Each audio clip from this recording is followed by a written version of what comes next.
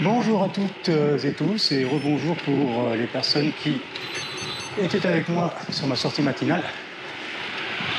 Donc comme je disais, je prends la caméra pour filmer le trajet travail, surtout pour la partie retour qui se fera en nocturne. Et j'avais envie de tester la caméra sur du filmage de nuit. Donc nous verrons ce que ça donne. Ce matin, la sortie, je l'ai filmé, essentiellement pour voir ce qui n'allait pas avec les cadrages sur mon harnais. Je pense avoir trouvé la solution et je confirme, la solution c'était bien ça, c'est que je n'avais pas le bon support. Avec ce support-là, je peux filmer droit devant sans que l'on ne voit mes cuisses en mouvement sur le pédalier. Donc c'est parfait. Je vais adopter le harnais. Enfin.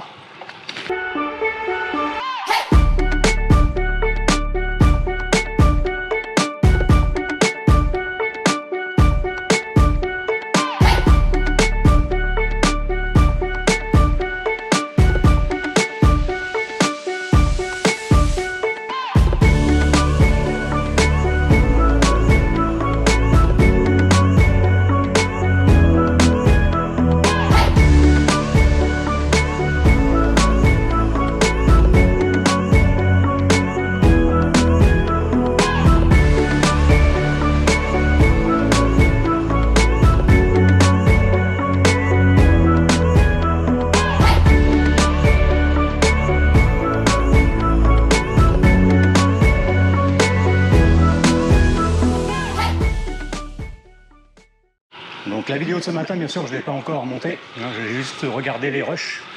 Et donc ça me convient. Pour ceux qui n'étaient pas là sur la sortie matinale, donc nous sommes lundi de Pâques. Et oui, je travaille lundi de Pâques. Après tout, pourquoi pas, hein. Je ne suis pas le seul à travailler lundi de Pâques. Donc je travaille lundi de Pâques. Et là, le chemin que j'emprunte, c'est une partie du chemin que j'ai emprunté sur la précédente vidéo avec Vexalia. Donc je pourrais vous filmer sans Vex, bien sûr, parce que là, elle ne vient pas travailler avec moi. Je pourrais vous filmer le sentier que vous n'avez pas pu voir, puisque la caméra était cadrée sur mes cuisses. Donc nous voici sur la partie chemin blanc de l'entrée sur la forêt de Ferrières-en-Brie, côté Ferrières. Chemin blanc qui se poursuit sur quelques centaines de mètres avant de rattaquer ensuite un chemin moitié terre, moitié pierre lorsqu'on va tourner sur la gauche. Donc nous voici sur le chemin mi-terre, mi-pierre. Je regarde si ma cam ne bouge pas trop puisque je ne voudrais pas qu'elle perde ce cadrage-là, mais apparemment ça va retenir. Donc c'est cette partie-là que nous avons faite hier avec Vex. On a suivi jusqu'au bout, enfin quasiment jusqu'au bout, jusqu'en un embranchement où nous avons bifurqué sur la droite. Et moi par contre je vais aller tout droit, puisque là c'est direction Jossigny. Toujours dans la forêt de Ferrières-en-Brie. On va pas tarder à arriver sur l'embranchement dont je vous parlais. On le voit, on le distingue un peu. Enfin moi je le distingue parce que je sais l'idée. Je suis pas sûr que à la caméra on arrive à le distinguer. Donc c'est un chemin que je prends régulièrement pour rejoindre la ville de Jossigny. Ça m'évite en grande partie de prendre le pont qui traverse la A4 et ensuite de traverser une zone industrielle. Donc j'évite comme ça beaucoup de circulation.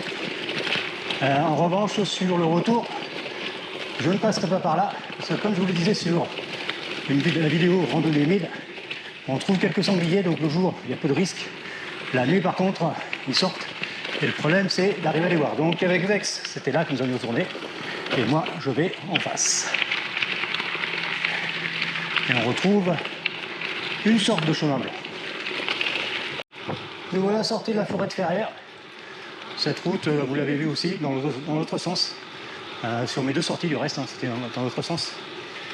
Donc là, je vais la prendre pour aller jusqu'à Jossigny.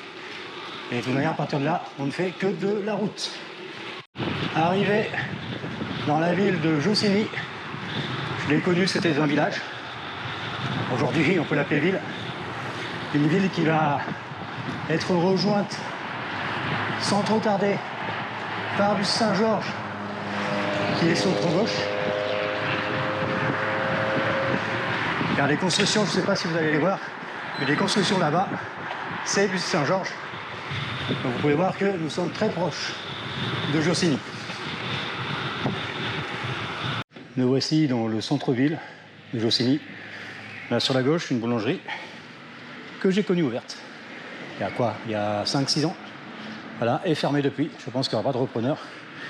Et pour cause, Bussy s'étant beaucoup rapproché, vous avez les premiers commerces qui se situent à moins d'1 kilomètre de ce centre-ville. Donc c'est Bussy qui rafle la mise à ce niveau-là.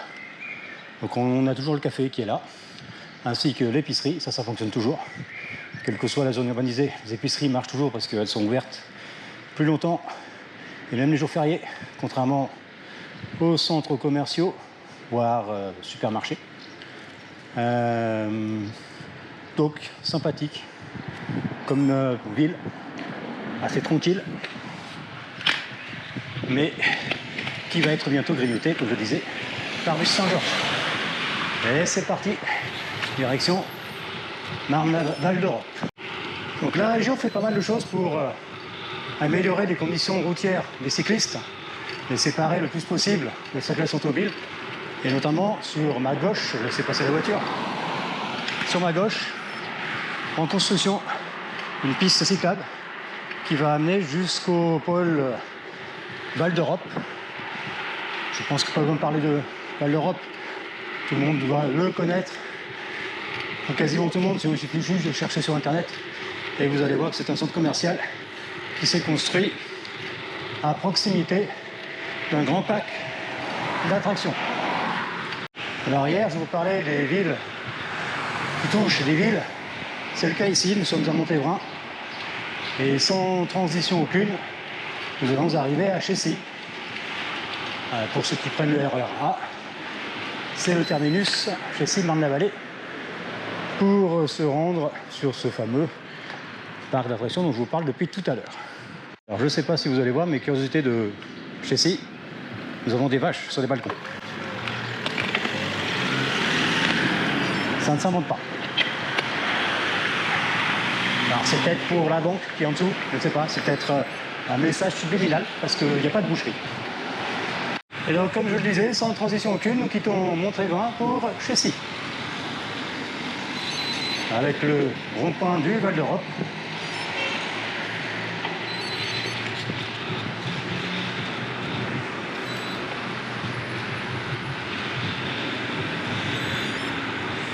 Rond-point fréquenté pour un lundi de Pentecôte. Et maintenant, tout droit jusqu'à l'arrivée sur le lieu de travail.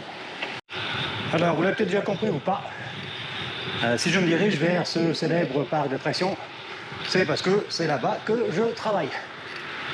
Donc, quand j'arriverai à un certain endroit, je couperai parce que je n'ai pas à filmer certaines choses de mon lieu de travail, ça peut se comprendre. Je ne ferai pas de conclusion pour cette première partie parce que je compte sur le montage, associer l'aller et le retour. Je ne vais pas faire de vidéo, ça ne sert à rien.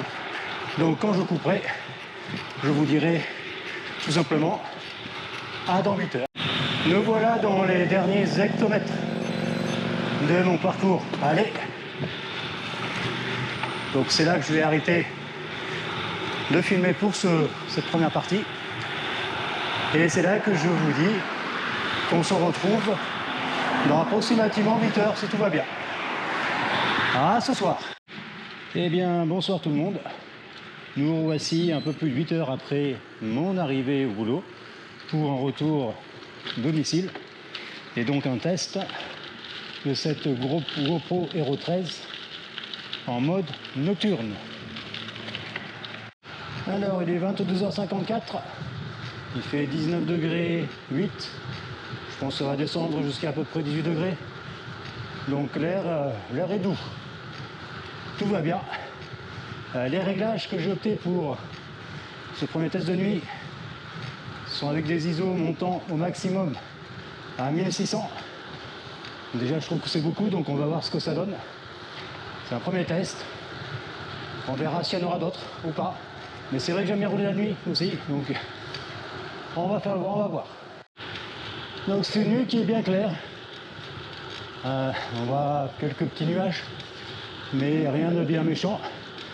C'est plutôt des nuages de beau temps, comme on dirait.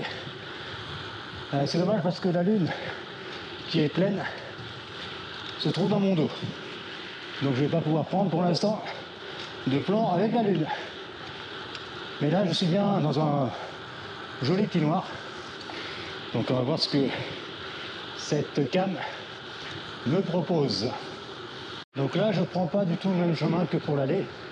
Je me rallonge d'environ 3 km si je ne me trompe pas. Mais c'est pas grave. Il fait beau, il fait bon. C'est un plaisir que de rouler. Donc toujours à Chessy, nous sommes en train de longer, alors vous n'allez pas le voir parce que là c'est dans le noir, mais nous sommes en train de longer le lac du Bicheret. Pour ceux qui sont de la région, ils vont reconnaître tout de suite.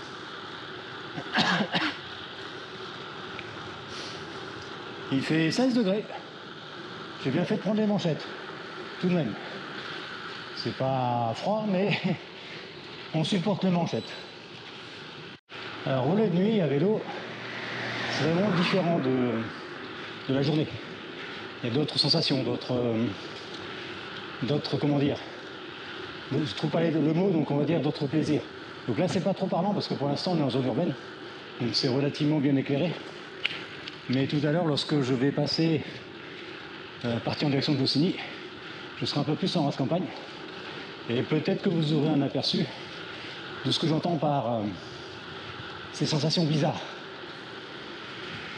Donc bien sûr, qui dit rouler de nuit, dit équipement adapté pour ce type de circulation.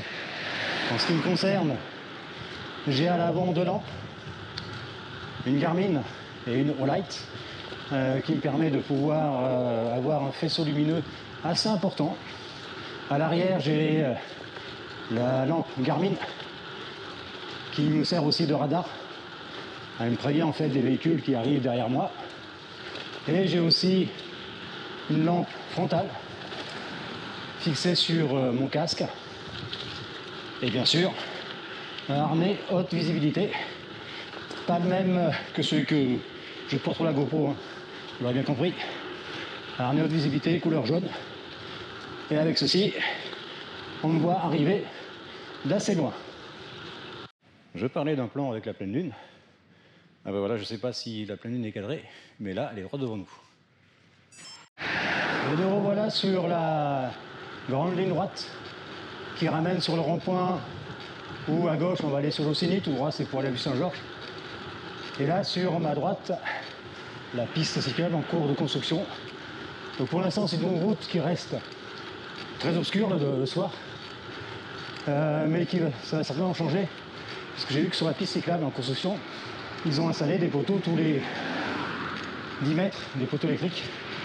Donc je suppose que ça va être bientôt une vraie piste d'atterrissage pour avion tellement ce sera éclairé.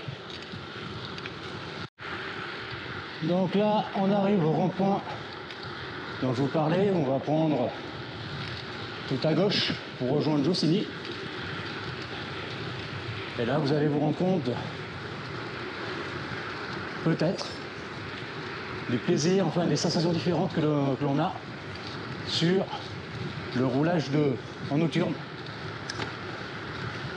Puisque là pour le coup le temps que j'arrive à Goscinny, enfin quoi qu'il y ait des voitures qui éclairent, c'est-à-dire on devrait être en plein noir. Malheureusement nous avons les éclairages voitures. Mais bon, je vous assure que c'est un plaisir différent.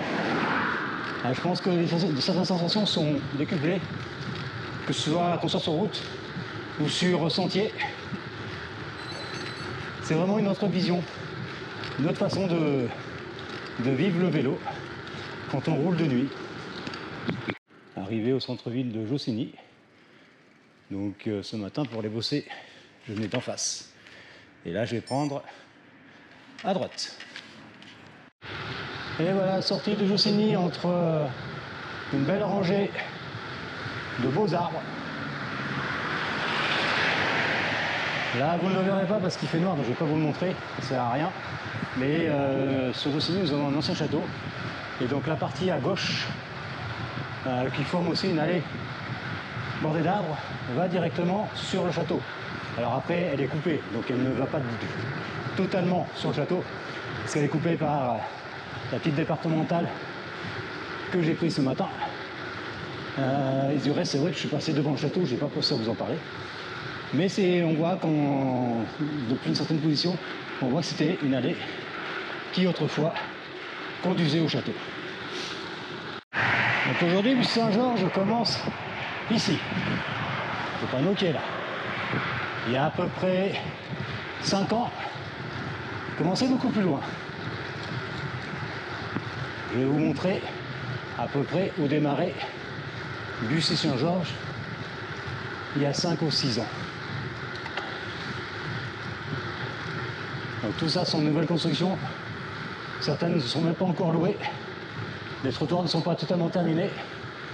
Et on a déjà de l'autre côté les constructions qui ont démarré et qui se retrouvent plus qu'à quelques centaines de mètres de Jossigny, 1 kilomètre tout au plus. Et donc autrefois, Bussy-Saint-Georges commençait environ ici. Il n'y avait rien, que des champs. Et maintenant, nous avons que des habitations. Après, on va pas non plus trop leur jeter la pierre, parce qu'ils se sont rangés pour construire des immeubles de petit étage, et en tâchant de conserver toujours les espaces verts. Donc, quelque part, tout n'est pas fait dans le mauvais sens. Droit devant nous, le McDonald's de Bussy-Saint-Georges. Pour ceux qui auraient faim, bon appétit. Nous, on va pas s'arrêter. Là, je vois que c'est un peu le bordel. Je ne sais pas trop ce qui se passe. Donc le gros bordel, c'était juste que la rue est fermée pour travaux. Donc il aurait été judicieux de le signaler à l'entrée de cette rue et non pas laisser les gens se retrouver face au problème. Donc moi à vélo, j'ai réglé le problème, je suis passé par-dessus les barrières. Maintenant les voitures, elles, n'avaient pas trop le choix, obligé de faire demi-tour. Petit rond-point à passer. Ce rond-point, aux heures de pointe, 17h par exemple, c'est un enfer à passer. Si vous êtes en voiture, mettez quelques minutes. À cette heure-ci par contre, c'est un plaisir, il est vide, tout simplement. Et là on passe le pont de la A4 et nous allons arriver à Ferrières-en-Brie.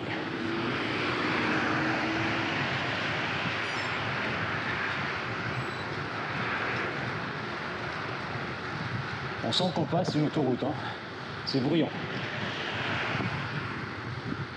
Donc il est 23h30. Le temps que j'arrive à domicile, on n'est plus trop loin. Je serai, là je suis à 15 km/h, donc je vais être proche des 17 km. C'est maintenant que je vais pouvoir vous laisser. Décidément, il y a des routes barrées partout. Hop là, on va passer par là. Ah, ils sont en train de faire la véloroute, c'est très bien. Donc je disais, c'est ici que je vais vous laisser. Du coup, je vais prendre le sens interdit, pas le choix. C'est ici que je vais vous laisser. Et donc je ne sais pas quand je vais poster cette vidéo. Je ne sais déjà pas quand je vais poster celle que j'ai faite ce matin lors de ma sortie matinale. Puisque là, comme je disais, sur la vidéo matinale, je reprends le boulot aujourd'hui. C'est mon premier jour de la semaine. Je suis du soir sur les 4 jours qui suivent. Donc on verra. De toute façon, il n'y a pas le feu au lac en même temps. Donc merci pour votre présence. Encore une fois, merci pour celles ou ceux qui laissent des commentaires. Et je vous dis à très bientôt.